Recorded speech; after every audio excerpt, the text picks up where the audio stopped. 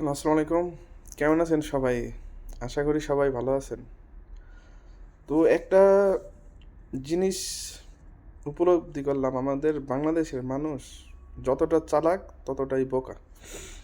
আমি আপনার সৌদিতে আসছি 25 দিনের মতন হয়েছে। তো আপনার বিভিন্ন লোকে আমার মেসেজ করছে যে ভাই ভালো কোনো ভিসা আছে কিনা, বা এরকম বা সন্ধান জানি কিনা।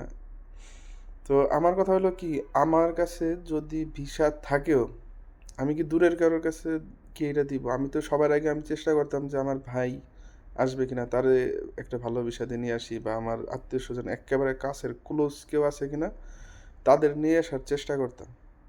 তো আমি ভাই ভিসার ব্যবসা করি না, আর আমি কোনোদিন করার ইচ্ছাও নাই।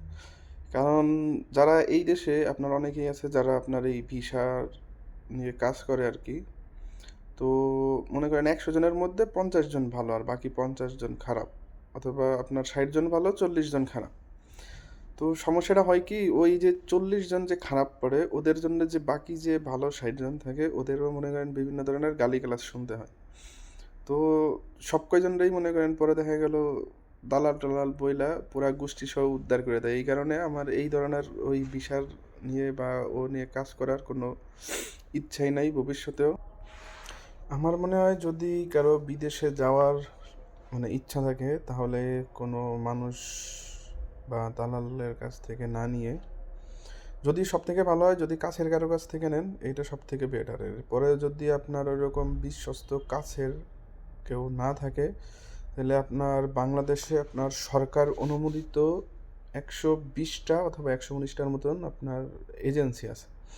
বাংলাদেশে এজেন্সি আছে আপনার আপনার হাজারের উপরে, কিন্তু আপনার গভর্নমেন্ট অনুমোদিত সম্ভবত 119টা আছে। এটা বিএমইটি যে সেন্টার আছে আপনি ওইখানে গেলে আপনি ভালোভাবে জানতে পারবেন।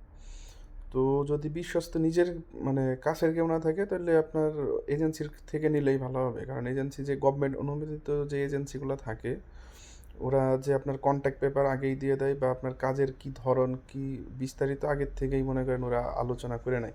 ওরা ওই কিছু কিছু দালালের মতন এইভাবে বলে না, বাড়াইও বলে না যে আপনি মাসে 1 লাখ টাকা ইনকাম করতে পারবেন, 2 লাখ টাকা ইনকাম করতে পারবেন।